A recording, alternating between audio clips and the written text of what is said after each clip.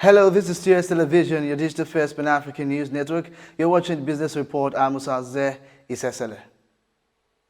The Lagos Chamber of Commerce and Industry, LCCI, has partnered with the Future Africa project to tackle Nigeria's rising unemployment crisis.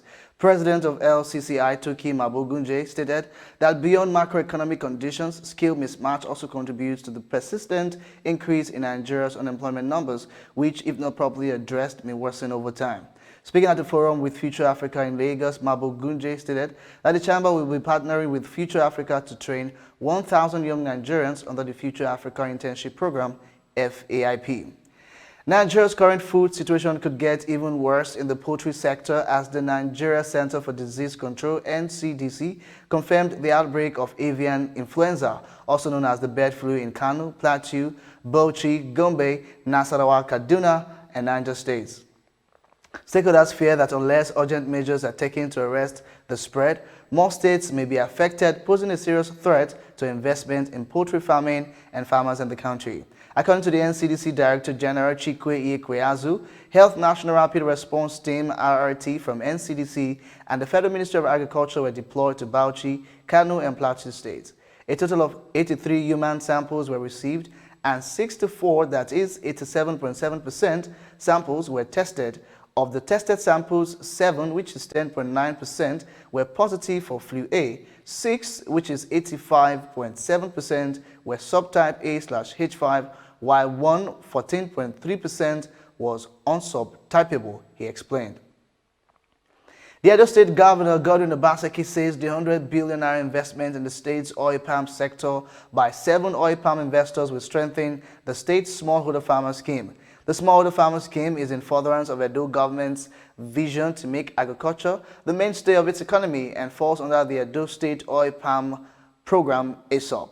The governor described smallholder farmers as key to the growth of the oil palm industry, said his administration was committed to enhancing the state's rich oil palm heritage, diversifying the local economy, creating jobs, and increasing productivity in a sustainable manner. The Minister of Youth and Sports Development, Sunday Dare, has urged youths in the country to maximize the economic potentials in the sports industry, describing it as a business venture with huge economic gains.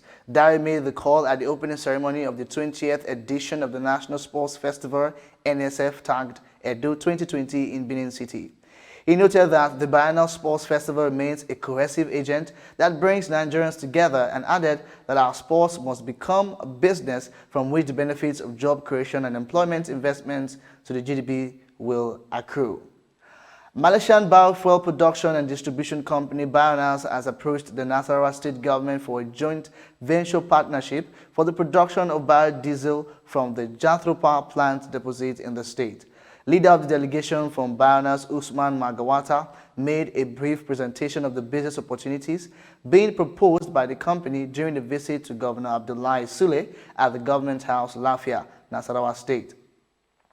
Magawata stated that the firm would focus mostly in the area of biofuel and energy production, aimed at improving the livelihood of the people, explaining that the company is expected to sign a joint partnership venture with the state government soon. This is your digital first Pan-African news network, TS Television, and you're watching Business Report. Just stay tuned.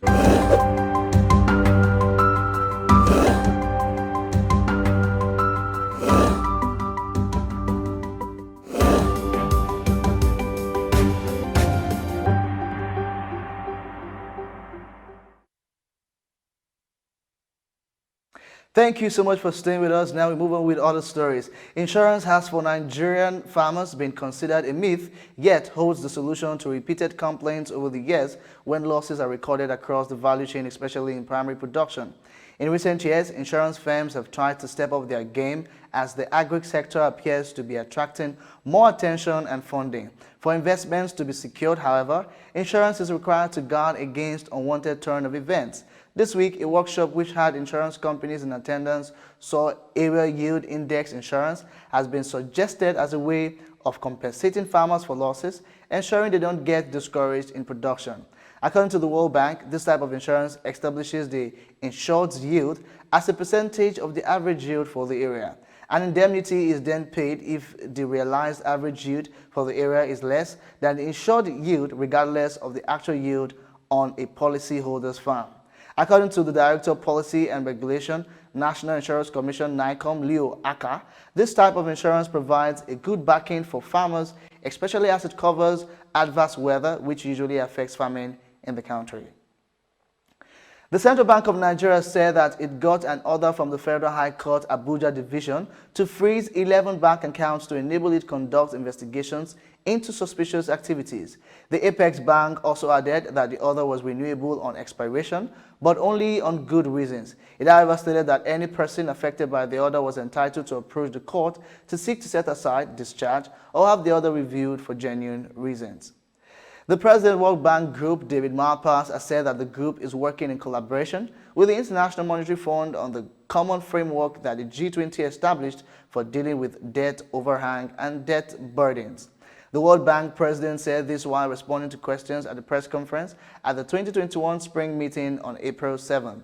He noted that many of the middle-income countries had problems accessing market-based finance and also had rising fiscal deficits, which were problematic. Payments made to the federal government by share companies in Nigeria plunged by 42.45% in the 2020, the lowest in 6 years. The Rocher Dutch Shell said on Wednesday that its subsidiaries in Nigeria paid a total of $3.24 billion to the Nigerian government and its agencies last year, compared to $5.63 billion in 2019 and $6.39 billion in 2018. The group had also said in September 2020 that it planned on cutting 7,000 to 9,000 jobs, saying the cuts would be implemented by 2022 and included 1,500 people who were taking voluntary redundancy. In the stock exchange market, the top advances for the close of trade yesterday include Jais Bank, Inits PLC, Royal X, Japol Gold, and Shell PSC. Jais Bank closed at 0.6 Naira, Inits PLC closed at 0.42 Naira, Royal X closed at 0.36 Naira, and Japol closed at 0.49 Naira. Chi PLC closed at 0.29 Naira. Nigeria's stock market for the month of March 2021 closed in the red zone as market maintained negative posture due to sell pressure. The Nigerian Stock Exchange All-Share Index dipped by minus 1.90% as against minus 6.16% loss recorded in the month of February 2021, while the National Association of Securities Dealers USI closed northwards with plus 4.64% gain recorded at the end of the month under review as against minus 1.58% loss in February 2021. In CBN exchange rate, dollar to naira is buying at 379 naira and a selling price of 380 naira. Pounds to naira has a buying rate of 503 naira and a selling price of 537 naira. Euro to naira has a buying rate of 450 naira and selling price of 451 naira.